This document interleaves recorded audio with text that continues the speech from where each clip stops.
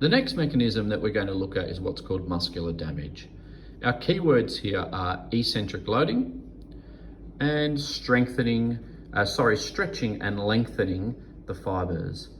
So think about when you actually try and stretch your muscles, you're trying to lengthen those muscle fibers or the myofibrils right down to the cellular level. You're trying to actually strengthen them out lengthways because they're a bit short after the work that they've had to do.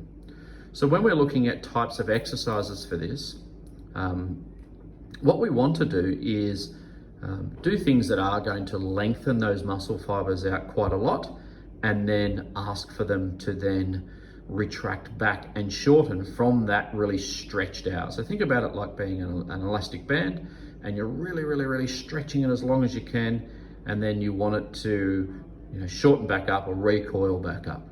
Okay, so exercises like a Romanian deadlift or RDL, things like hack squats or heel raise squats, because what they're going to do is really lengthen out the fibers that you're trying to work. So in an RDL, the fibers of your hamstrings are really stretched out to and elongated. Then when your barbell's down towards the bottom and you're asking to then come back up and contract concentrically, that's really tough to do so.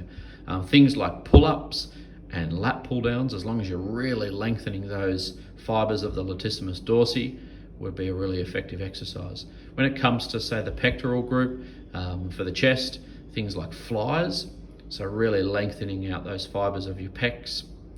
And then again, as I said, things like hack squats, etc. In terms of how many reps, we're looking at 8 to 12 reps. So it might seem like it's pretty traditional bodybuilding, muscle building type range. The load can be anywhere from, say, 60 to 85%. To be honest, most people are going to be up closer to that sort of 75, 85% of 1 rep max for this type of training. Sets can be 3 to 4, rest about 60 to 90 seconds. And one thing that I haven't written up on here is tempo. So the tempo here is really important. We've said about eccentric loading. So if eccentric number is always the first number in our tempo, it'd be wanting to be something at least, say, 4 seconds. So to give you the example, say in the squat, on the way down, as we're loading eccentrically, you'd want it to be at least 4 seconds. On the way back up, you might be aiming for 1 second to try and move that load as fast as possible.